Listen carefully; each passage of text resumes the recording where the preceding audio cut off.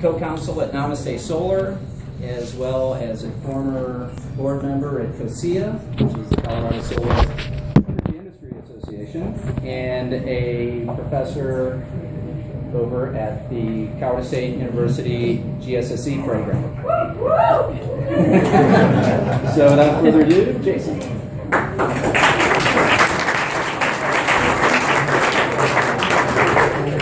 Thank you. Can you all hear me? I'm getting over a cold and I might either be muffled or muted or bumbling, any of the above.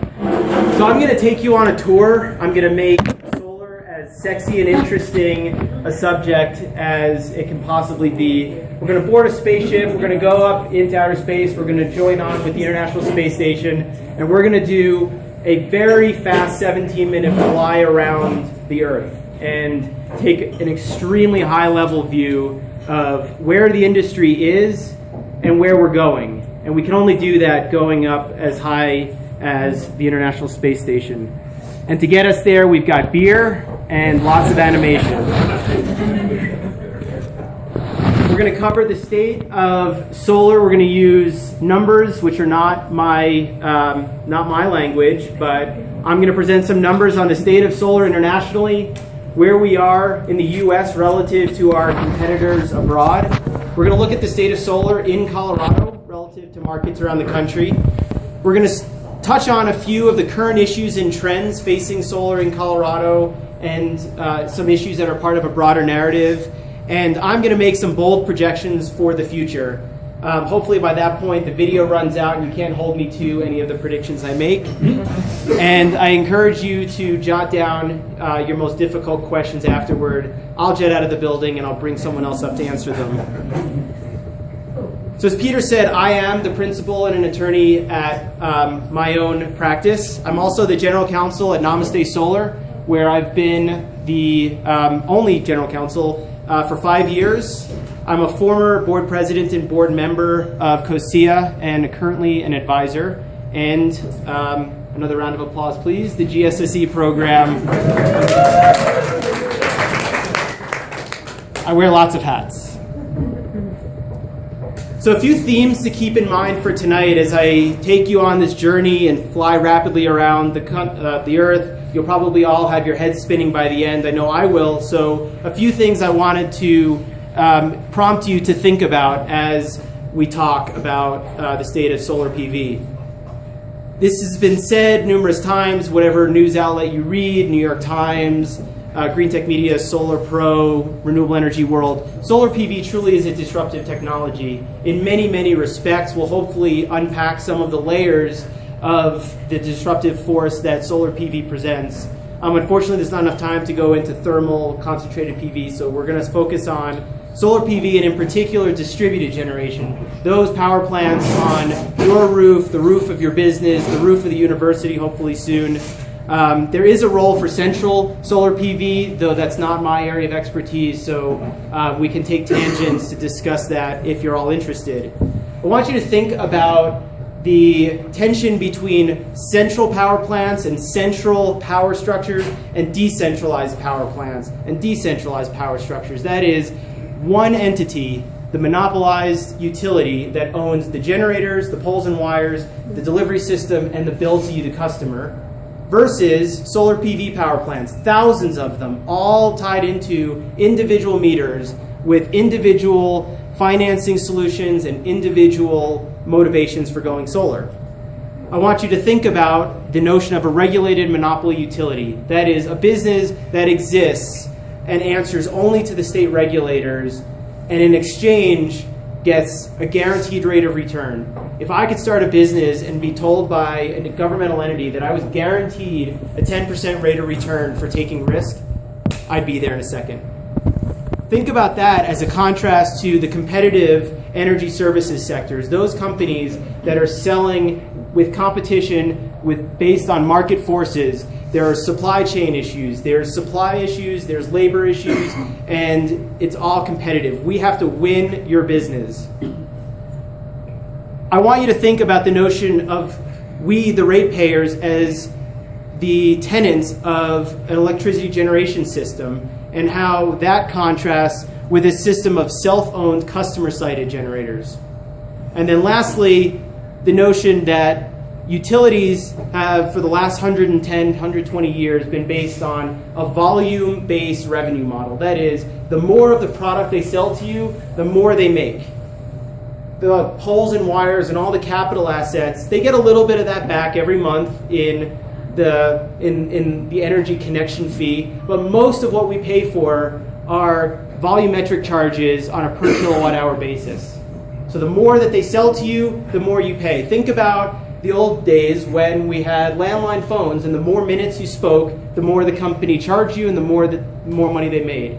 Well, it wasn't too long ago, that stuff went by the wayside. We all now have unlimited minutes, unlimited data, and we're all a lot happier. I think. So I don't know if you can all see this from where you're sitting, but the animations will tell you where to look. Germany has long been lauded as the marquee solar market in the world. It grew rapidly, it came online earliest, and it has a lot to teach the rest of the world about how to install solar cheaply. But it came on hot, and it's now on the decline. Similarly, in typical Italian fashion, I only say that because I'm part Italian, it was in vogue for a while. The government set an extremely high feed-in tariff rate, went white hot. There were a number of systems that got contracts for long-term fit contracts that never got built. Well, no surprise, the Italian fit market has collapsed. Look at where we're going. The US is on the upswing. Look at that curve. That is beautiful. Steady growth and projected to grow into the future. We see Japan with steady growth. And what happened in or around, 2011? Fukushima.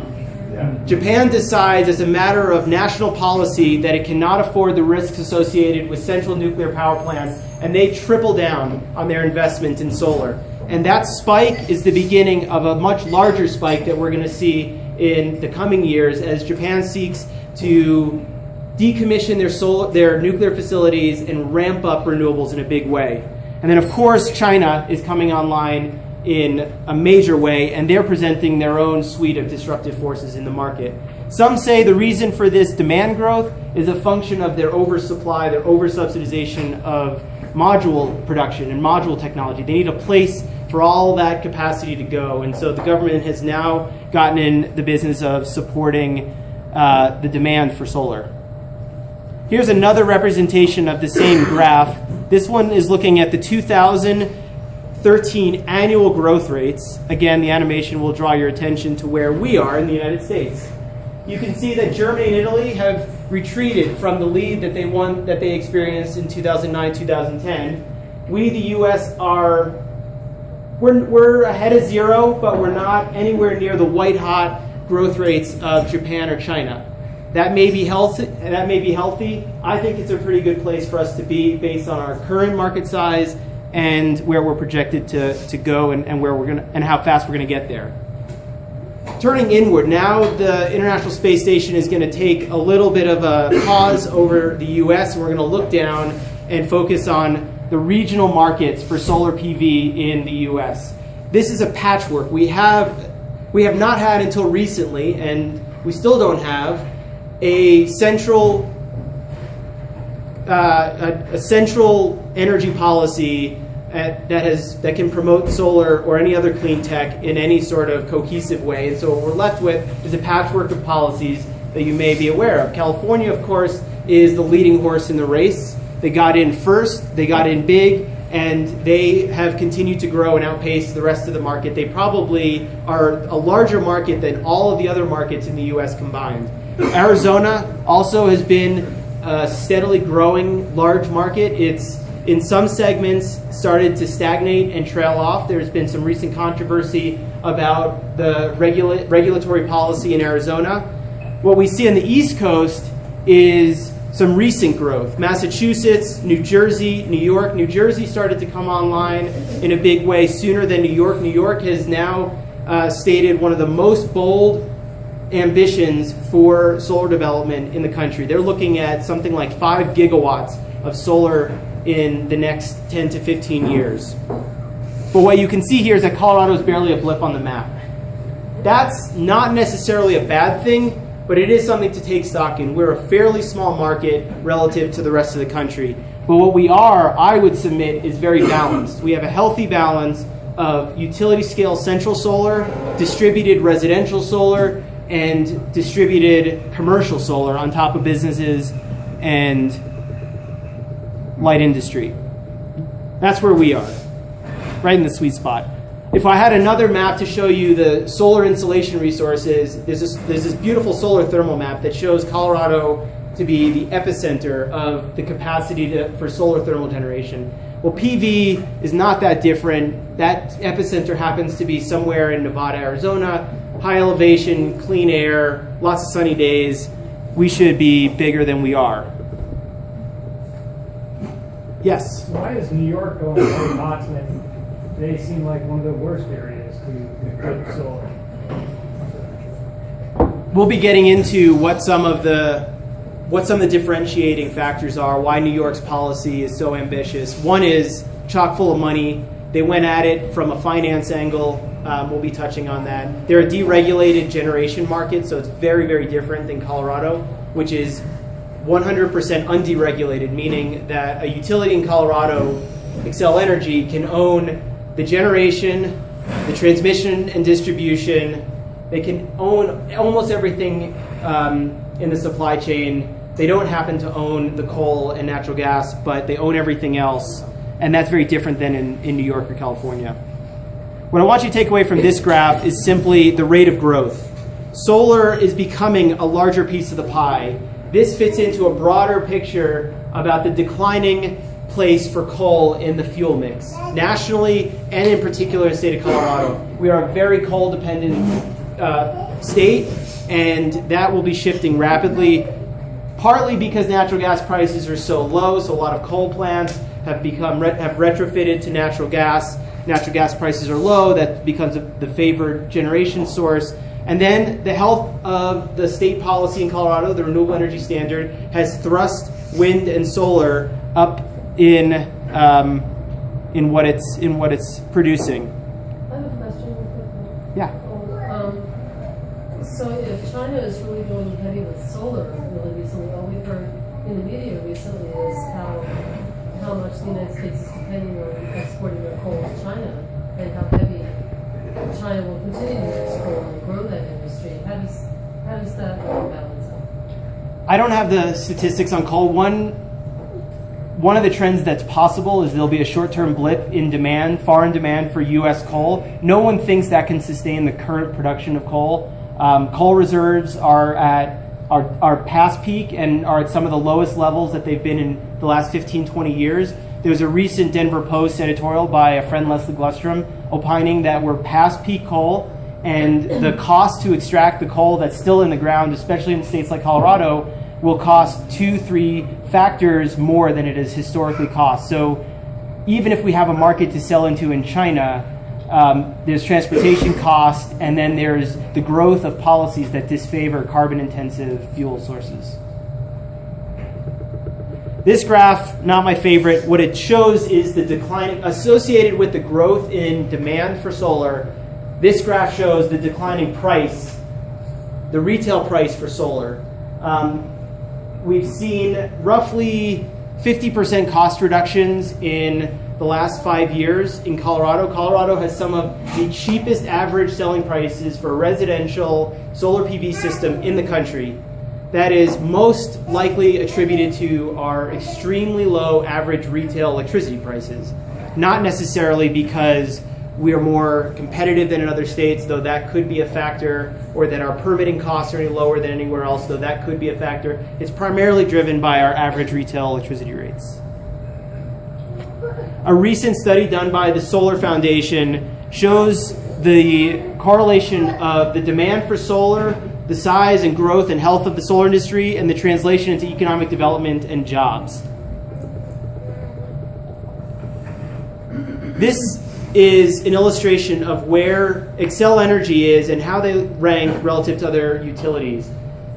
This presents somewhat of a false reality because this graph doesn't take into account projections for growth under Senate Bill 252, which ramped up the requirements for solar, wind, renewables for municipally owned utilities and rural electric associations. But it does tell you the story that most clean tech and solar PV capacity has been installed in Excel territory, and that's a function of the renewable energy standard that set a 30% goal by 2020. The rest of you, especially Fort Collins, has a long way to go.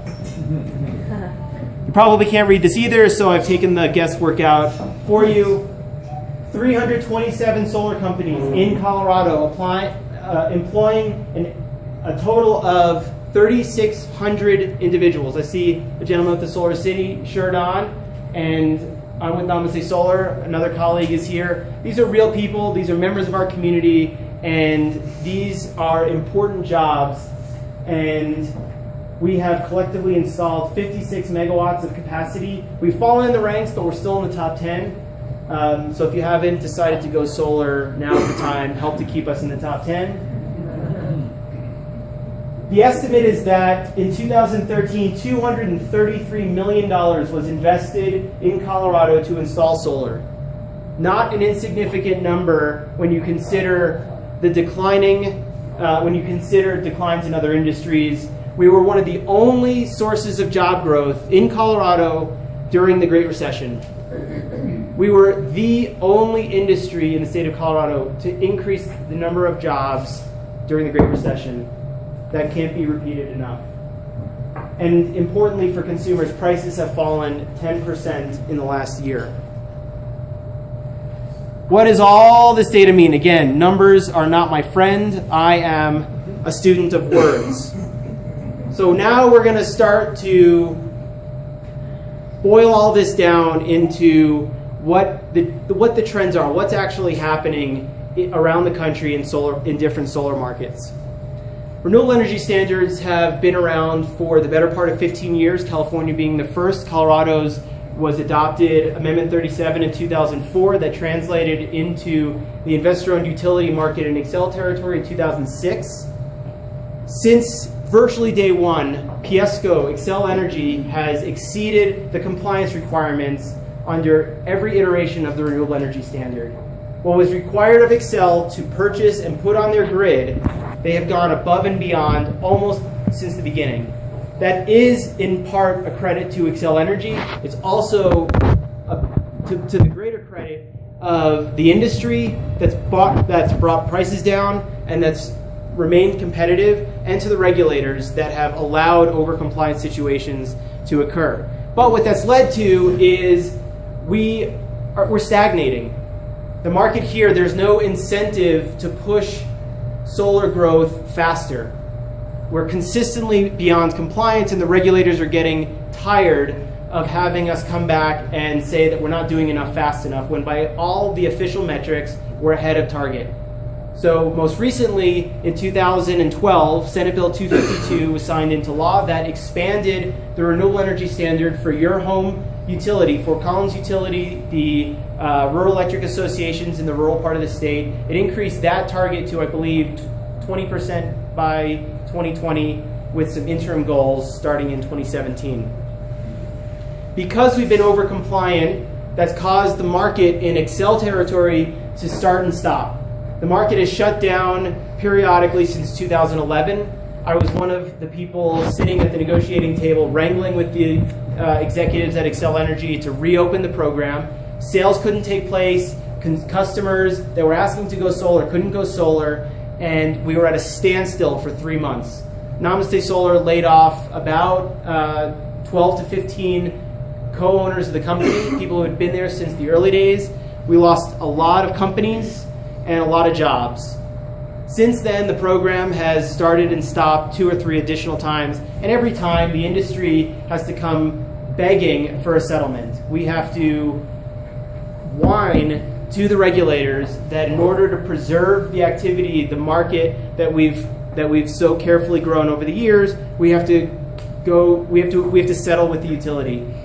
That's no way for policy to take shape, to have 2 desperate parties sitting in closed-door meetings agreeing on what is possible and affordable for you all to buy and put on your roof. Excuse me, indicates to me that if Excel is over-compliant and wants to stop the program temporarily, that they're not making a profit on it. Is that the case? We'll get there. No, they're not. Oh. They're not making a profit. That's one of the fundamental. It's one of the fundamental disruptive facets of solar. Is it's the one part of their value chain that they cannot capture. Because this is against the centralized model that they depend on. Yeah, cut and dry. You put a solar system on your roof. Those 400 to 500 kilowatt hours that you would have bought from them, you're now generating based on your own investment, and anything extra you generate back to the grid. But you're not buying what they have to sell. That's the way they make their money. That's the way they pay back their investments. When that doesn't happen, they get angry. Their shareholders start to get angry. And we're going to get into how that picture unfolds. We're starting to see the proliferation of community solar gardens. These are shared solar assets that can be parsed out and sold to individuals for whom rooftop solar is not either a feasible option or a desirable option. Either you've got shaded roof, or you're a tenant and your landlord, for any reason, decides they don't want to put solar up. These solar gardens are a way for people to participate and buy clean energy without having to put solar on their roof. Recently, Fort Collins announced its first ever utility-sponsored solar garden, 500 kilowatt project being done with Clean Energy Collective. For that, you should all be applauded. That's really fantastic. Is anyone planning to subscribe? We're going to need a few more of you in order to fill that up. 500 kilowatts, that's about 100 of you. All right. I'm going to subscribe to Poudre Valley REA. All right. Good. Good. And in this last year, Xcel Energy, in their electric resource plan, this is when they go to the regulators and they say, this is how much generation capacity we think we need, planning forward 5 years. This is where we think we need to get it from. And they start to factor in assumptions about fuel cost and any additional generation capacity. In that ERP, Xcel Energy proposed adding 170 megawatts of utility scale solar. And guess what? It came in as one of the least cost energy sources.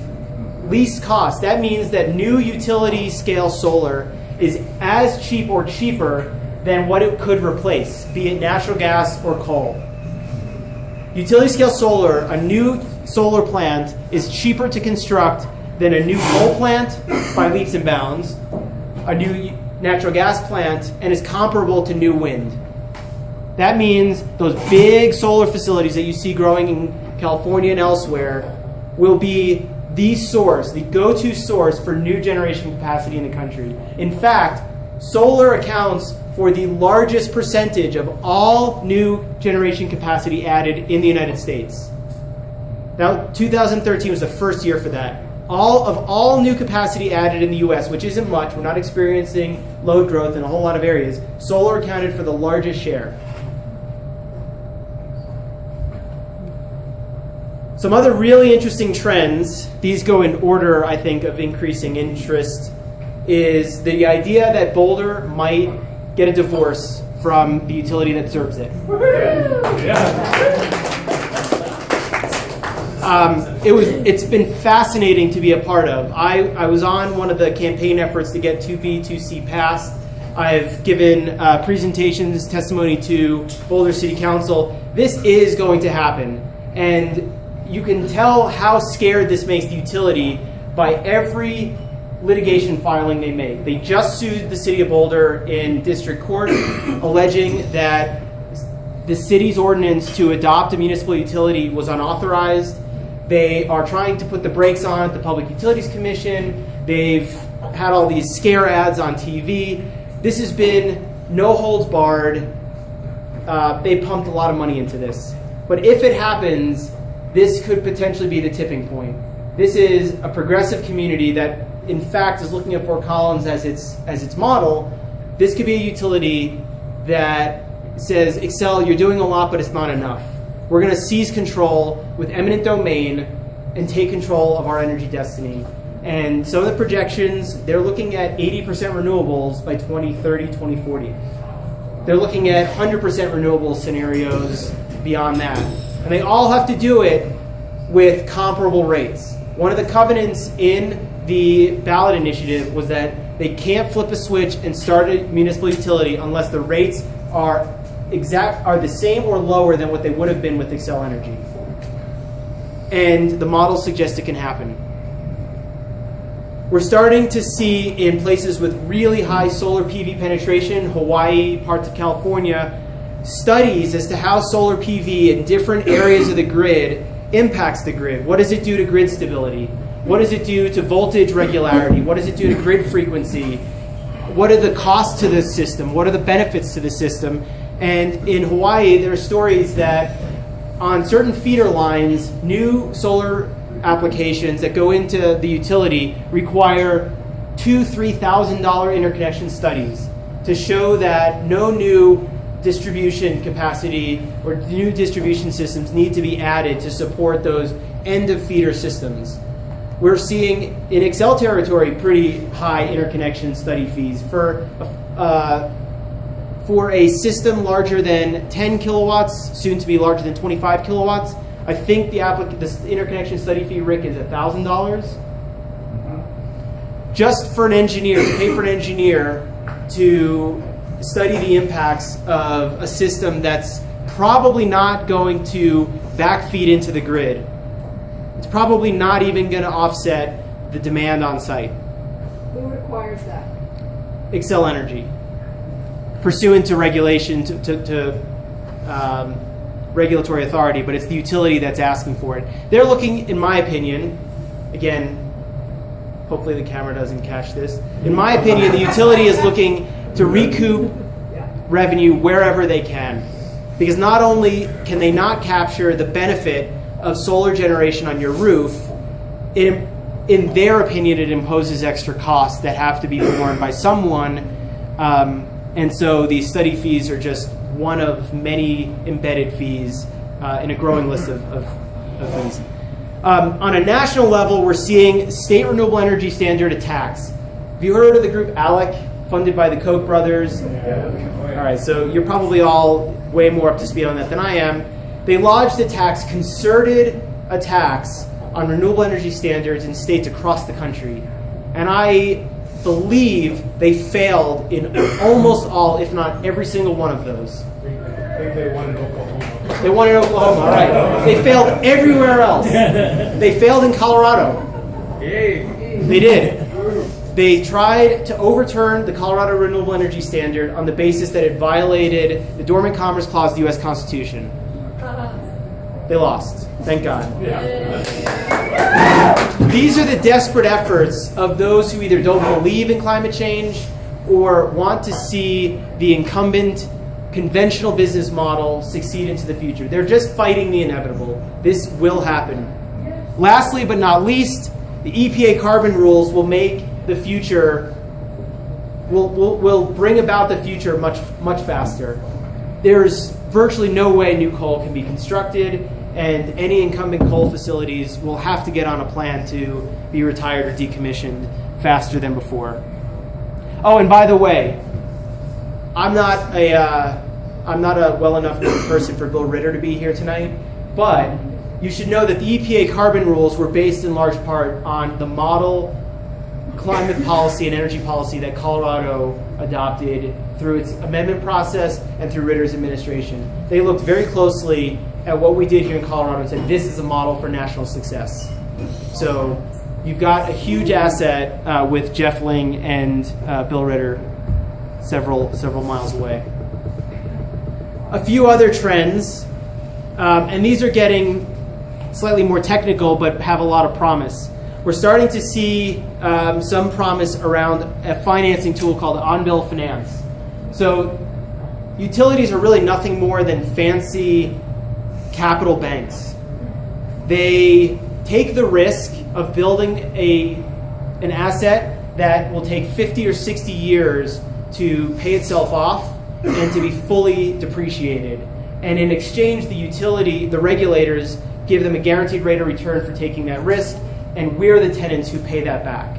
They own the asset, they take the risk. The regulators, most often during meetings that we're not a part of, agree for a 50, 60-year payback on these assets, and we're left holding the bag. Dirty energy, central power plants, fights when you want to go solar. Well, there is an opportunity for good. They control the bill. They have a relationship with us, the ratepayer, that is sacred. And if we could turn their coal amortization into a place to finance solar and other distributed technologies, we could leverage their cost of capital and the security of their financing. Again, it's guaranteed. The regulators sign off on it. And we could finance systems on our electric bills.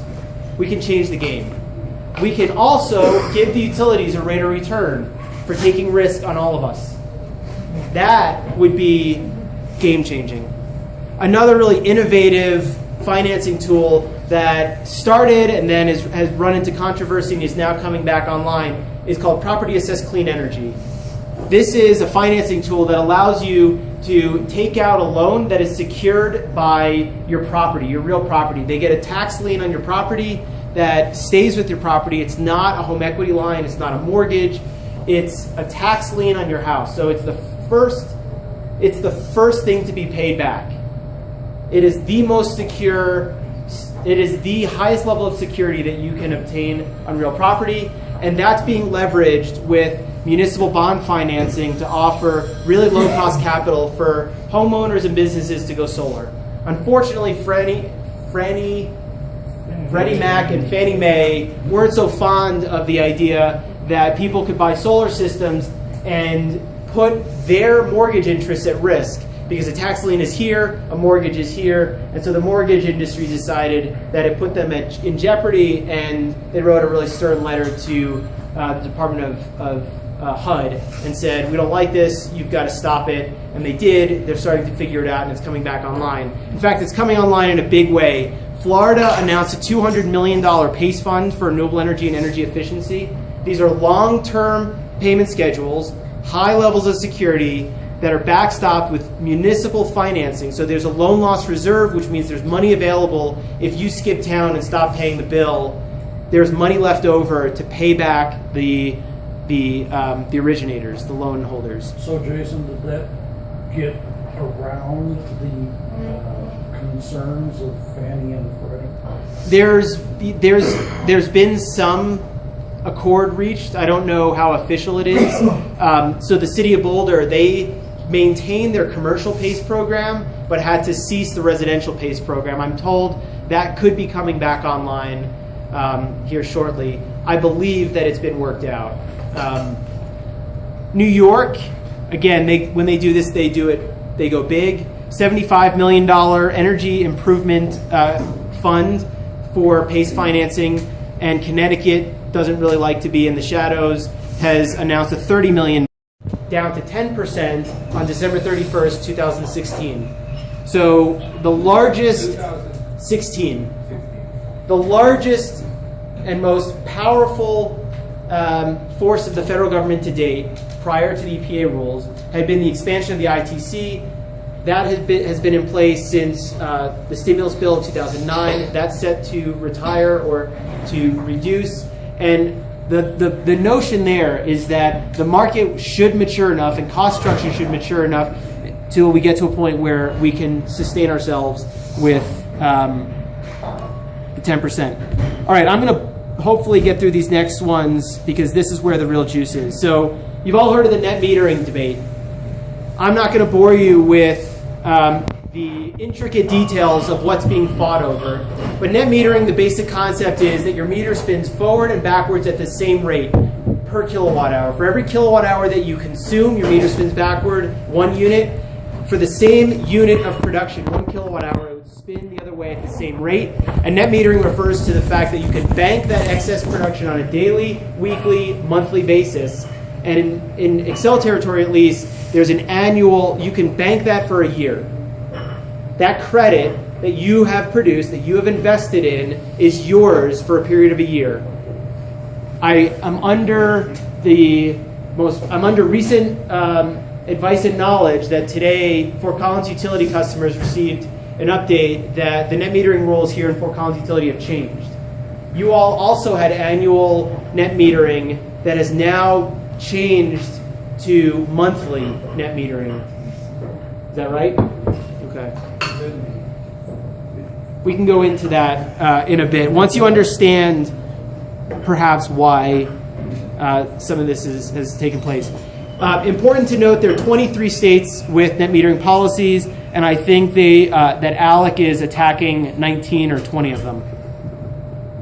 So what's the problem with one-for-one credit over the course of a year? It's a really long story. It's complicated, and I'm going to give it to you in 2 slides. The debate surrounds really, really boring, complex, dry rate-making issues.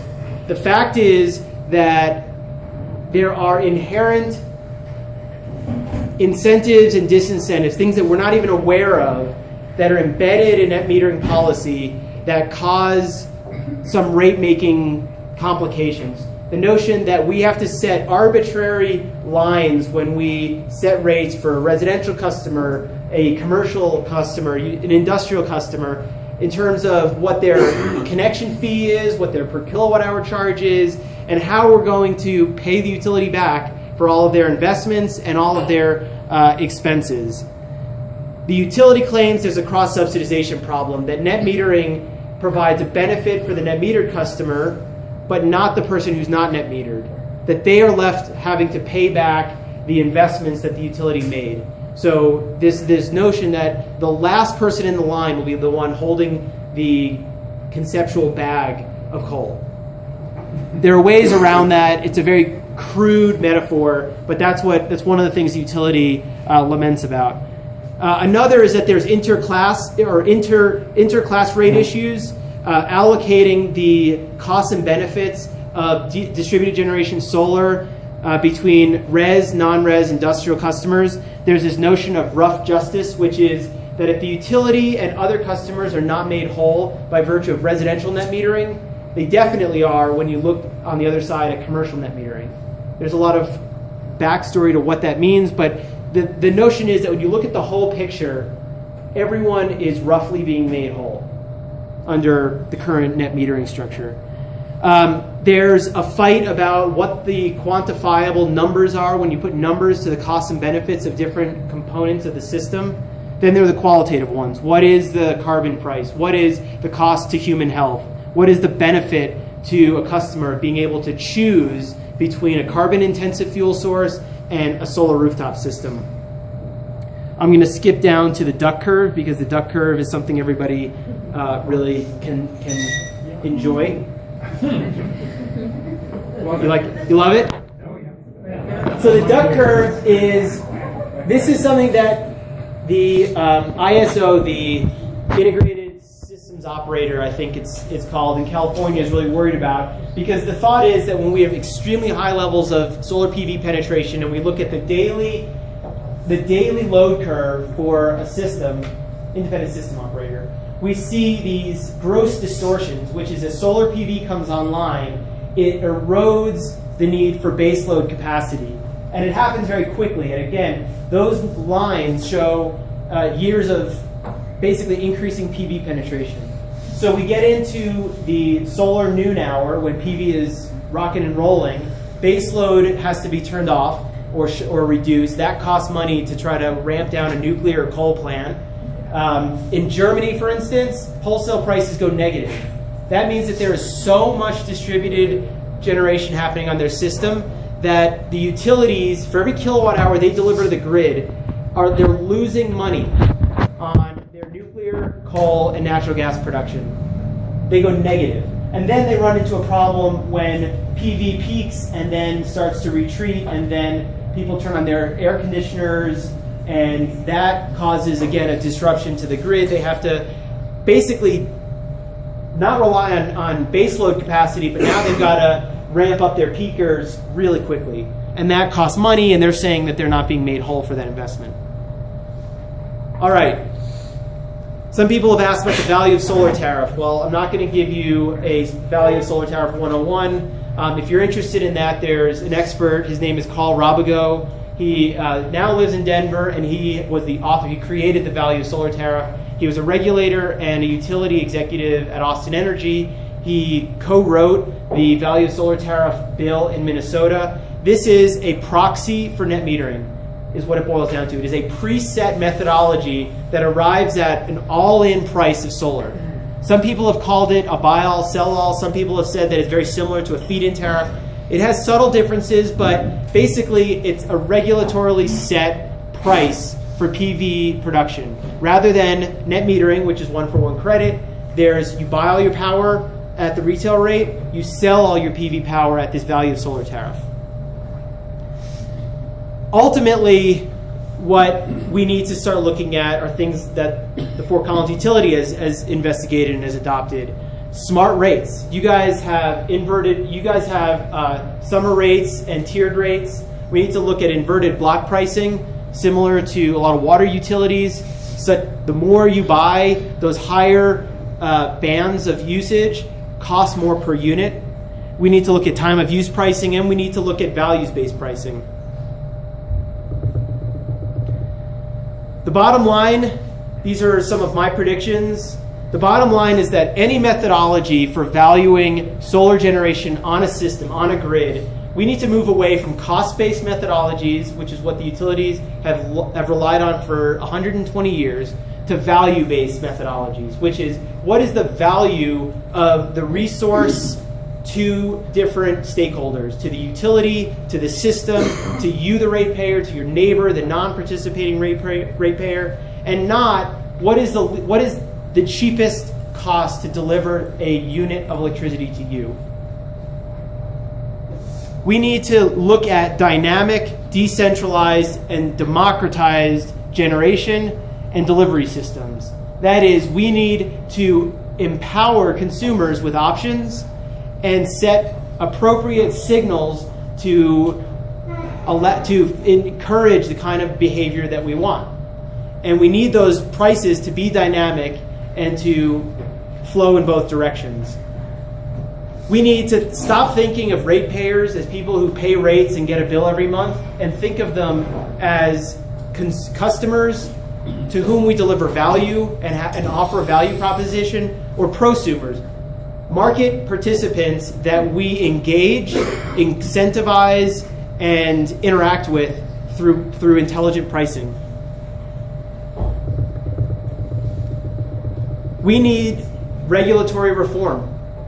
There's a model that's come out of the UK called the RIO, again, an acronym that I couldn't tell you what it means right now. But basically, they've adopted performance-based regulation, which is it's no longer just enough to deliver the least cost energy to ratepayers. That was the 1970s.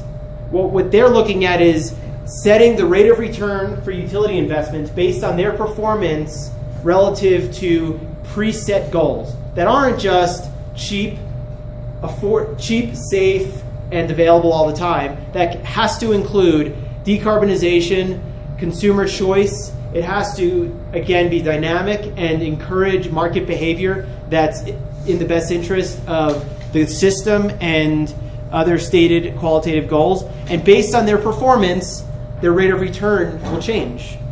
We're starting to see more push for that in the US.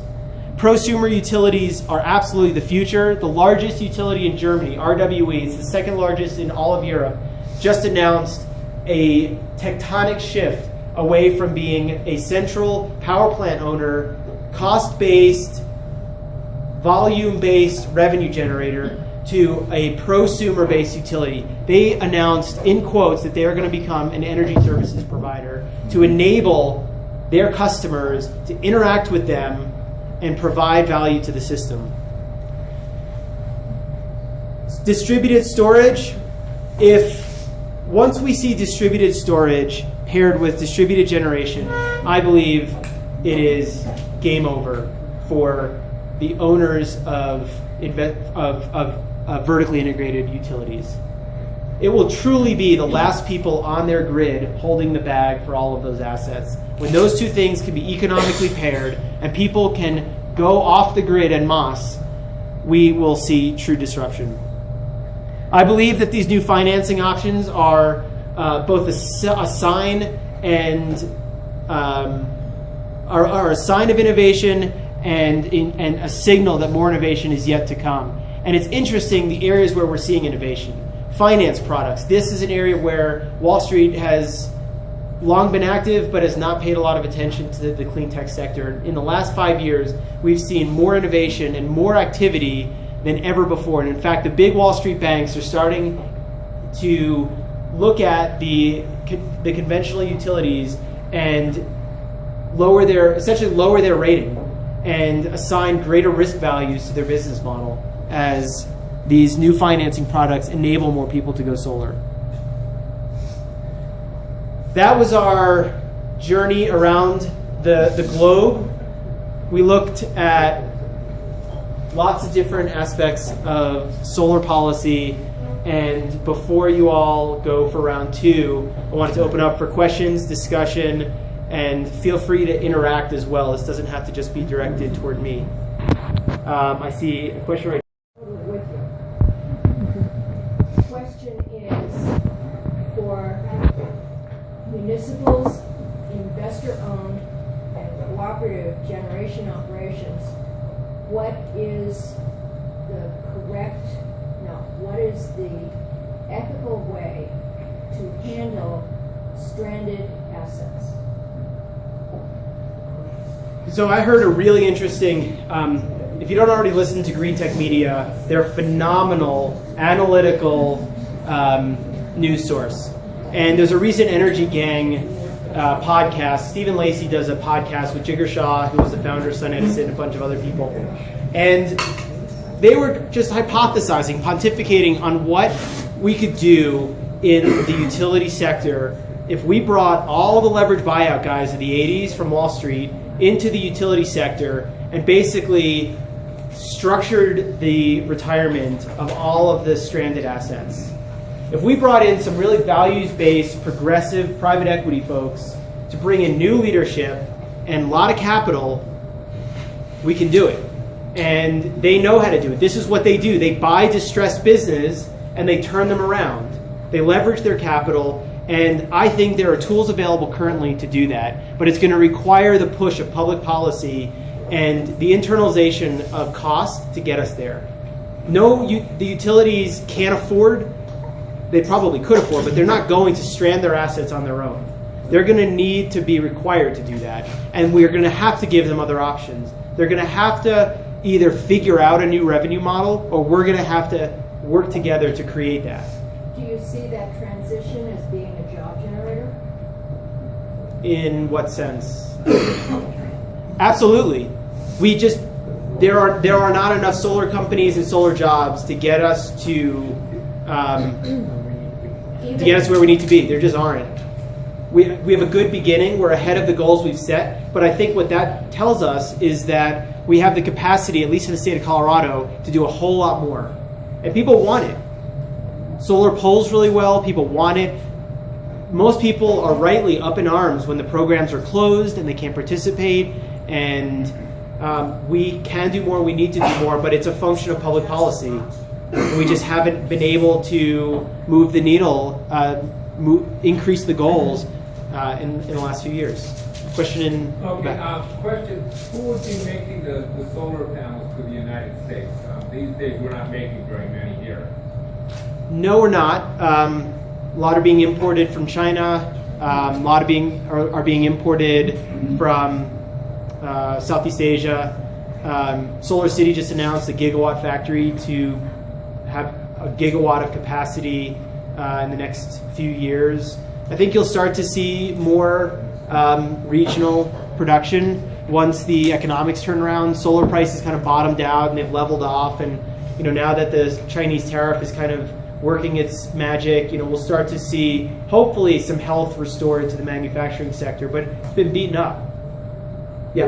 I have another half to that question, and that was: at what point do you think we can get enough renewable solar energy before we hit the tipping point of 2 degrees C or 2.5 degrees C? Are we going to make that?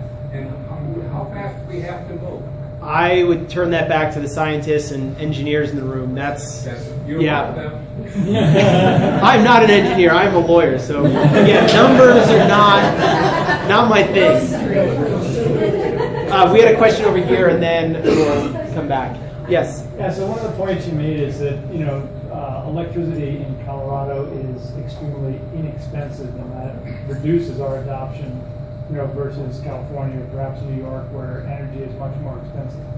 So I guess the first part is, why is energy so inexpensive in Colorado versus the other places in the world? We're very coal dependent. Coal prices have historically been fairly low. Natural gas prices are a big culprit. They've been at unreasonably low prices for the last 5-6 years.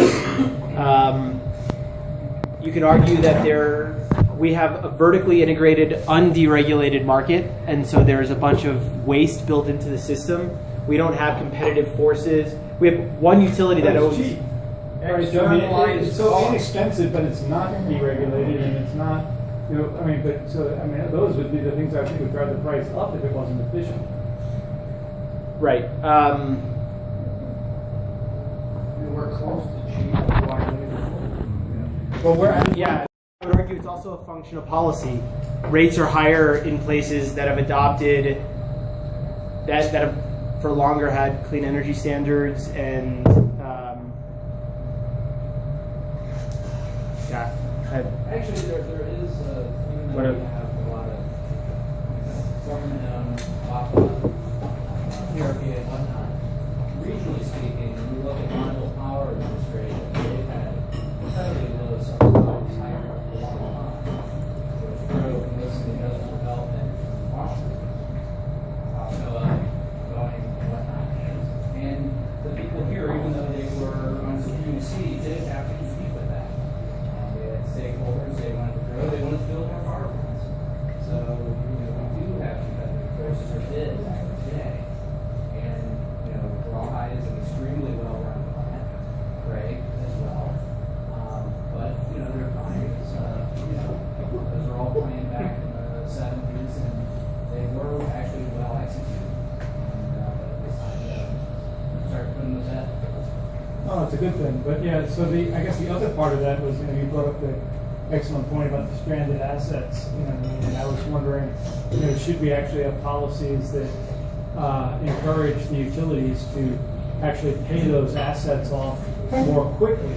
And if they have to pay those assets off more quickly, that will actually drive energy prices up because they've got to pay for those assets on a shorter timetable, and that would encourage perhaps other investments in more renewable resources. I would argue that's a fair point, and I think that policy does need to address stranded assets, but I think to a point. And I had an interesting discussion a few weeks back. Supposing, what if we didn't provide any incentive or financial return for the utilities, and we left them stranded, and the utilities were left owning those assets? Why do we need to provide them with any sort of compensation for early retirement of their system? They made the proposal to the Public Utilities Commission. They made the bet on coal-based generation, and that was their bet to make. We're the tenants. We don't own it. We don't collectively own that decision. They do. Well, And the so, Public Utility Commission worked with them and made promises. Sure.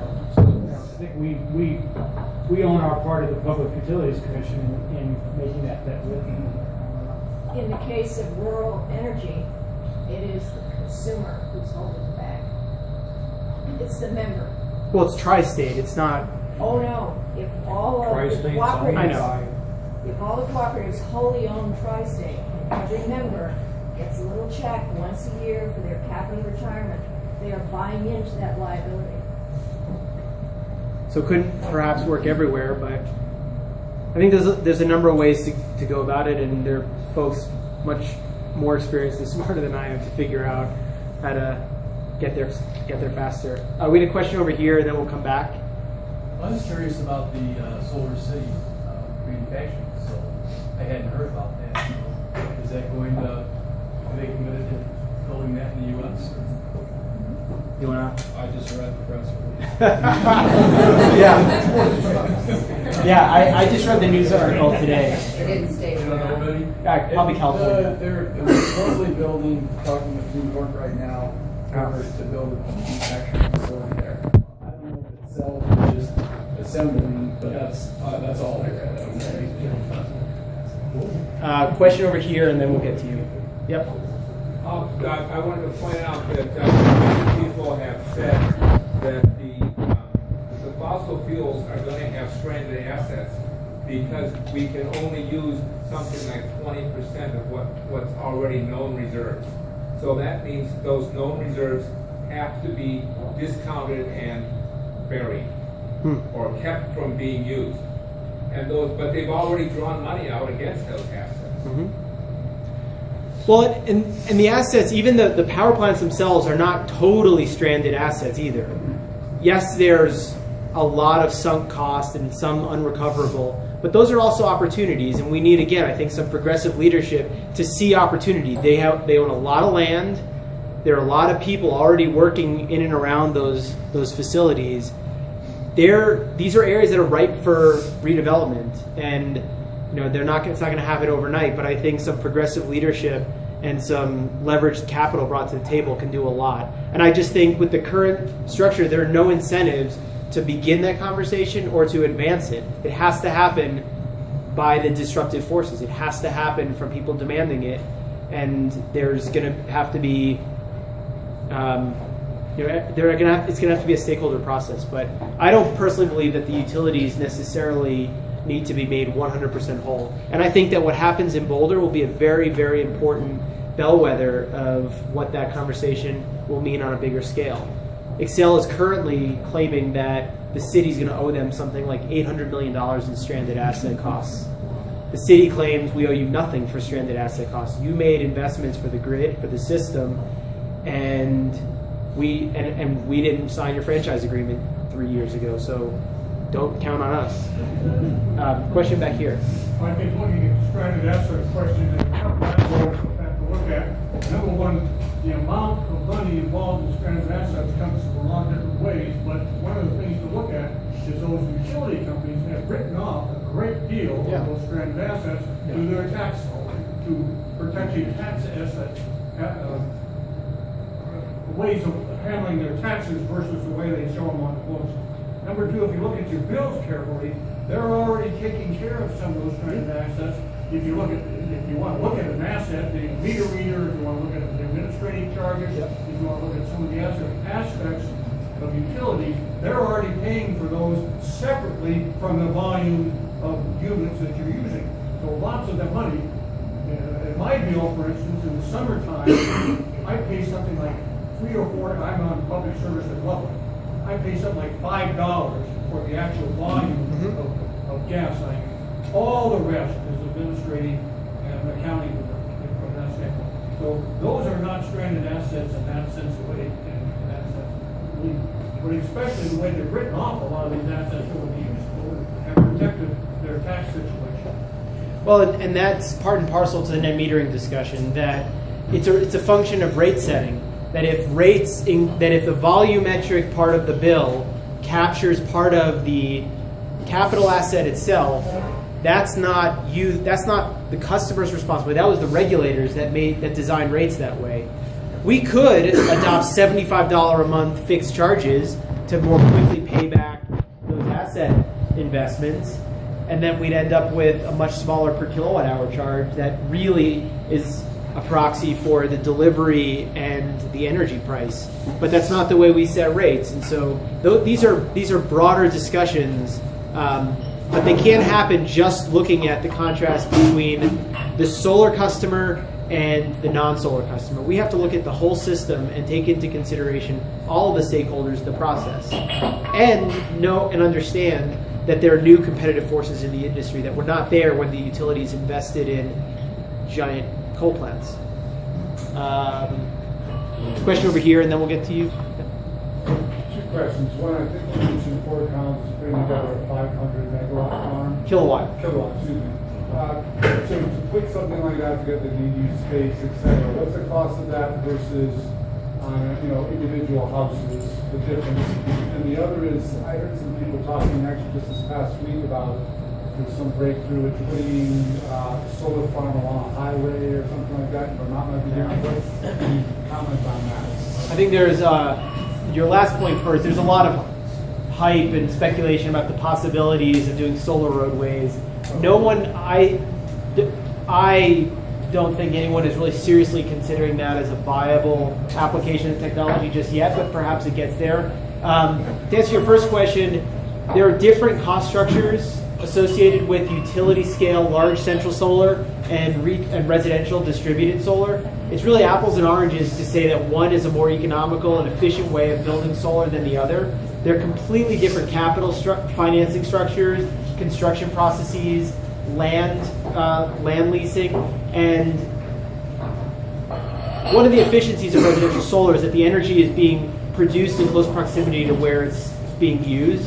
You don't have that system benefit when you buy into a solar farm. You can approximate it through virtual net metering, but you don't physically, technically capture that same value that you would when the generation is only flowing a few feet. So apples and oranges. And land leases can really depend.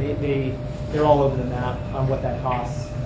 But I've heard the price for the CEC Solar Gardens is pretty competitive. So it seems like it's a good project. So you mentioned the highway thing, it's actually pavement. What about all the sound barriers that are put up along many highways? Why didn't solar panels go up along there? There you go. I think you'd run into interconnection issues. So stringing together long, horizontal strings of modules. Where do you tie in? Where's the load center? There's a lot of technical questions, I'm sure. So work out from the urban center. Yeah. And to reinforce your point about there's lots of different structures here, I'm a board member of Booter Valley REA. The REA system is fundamentally different than the investor-owned IOU, investor-owned utilities system.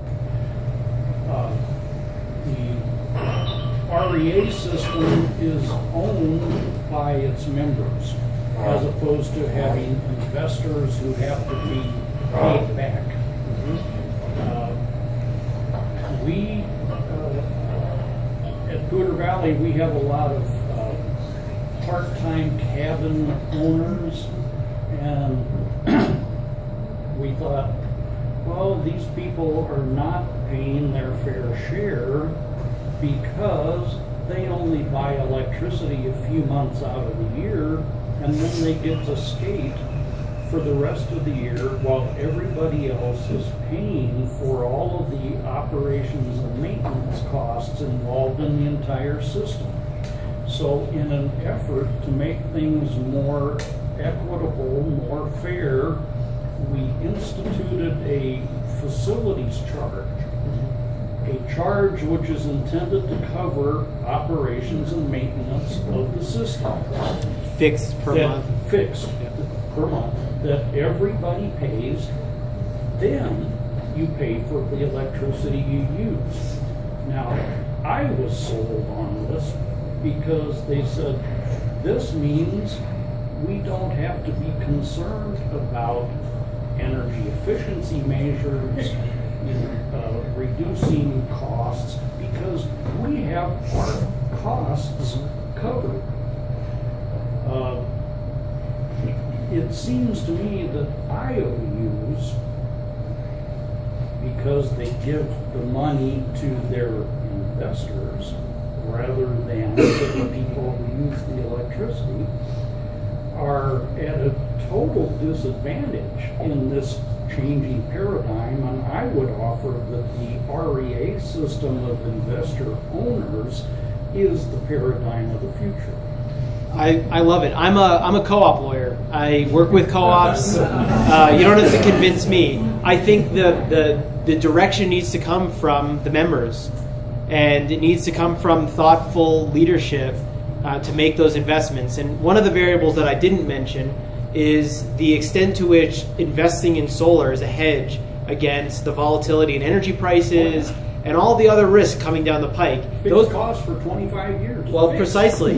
Those all mitigate, those all serve to discount stranded asset costs when you think about, okay, we can invest in solar now. Yes, we have these assets, but we're mitigating the costs that we would otherwise bear if we were left squeezing electrons out of that old, dirty power plant. But the direction has to come from the members, and the one thing I know about co-ops is that the members appreciate their sovereignty, the ability to make decisions for themselves. And if there's anything that appeals to that type, it's solar. The idea that you can generate on your roof, to be a self-generator, is really fundamental to and to offer people the multiple ways of owning their own solar system should really appeal to investors.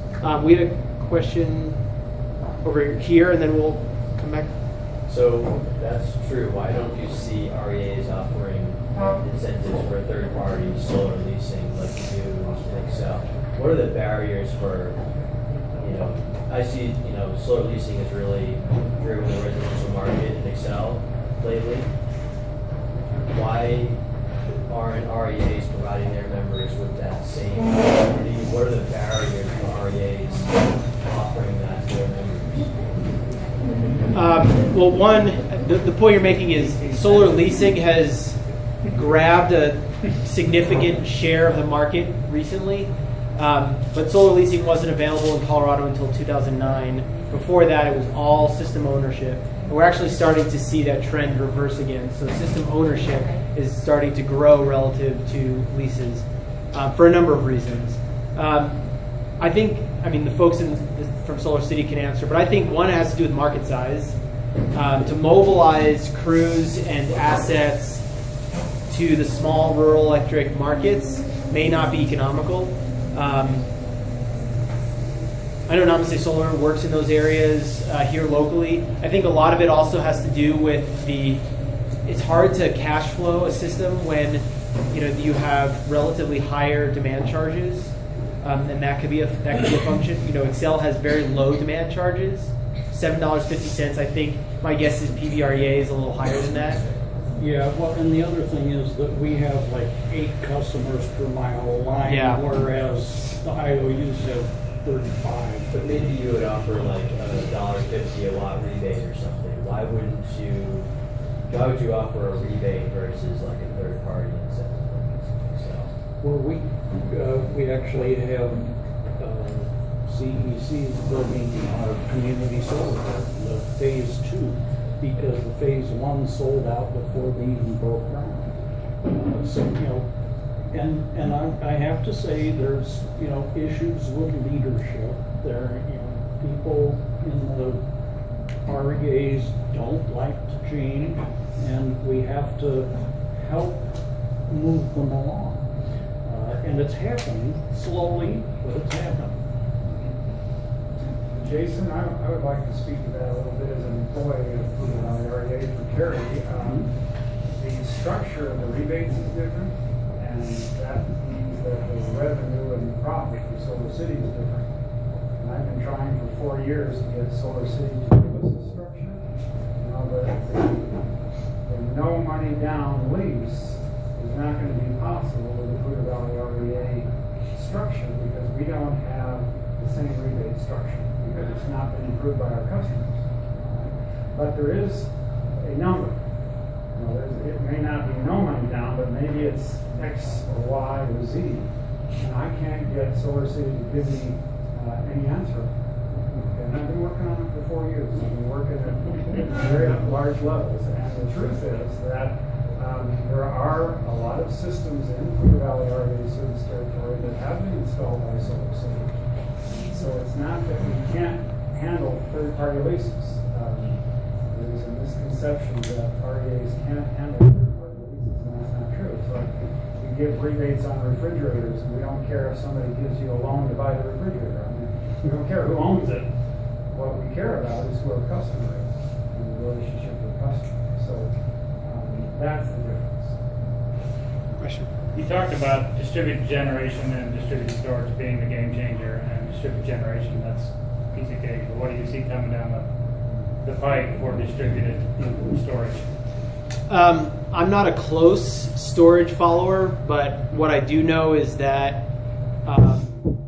it's following in the footsteps, it's following in the shadows of where PV has been and has gone. So it's probably where solar PV was 2008, 2007 in terms of its cost structure, production capacity, and we're starting to see some major investments, some major technical innovation.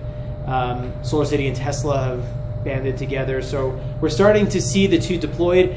California has adopted a distributed storage mandate, so on top of their distributed generation requirement, they now have a storage mandate as well. That was tabled for a little while they figured out what the interconnection and, again, kind of net metering rules would be for storage.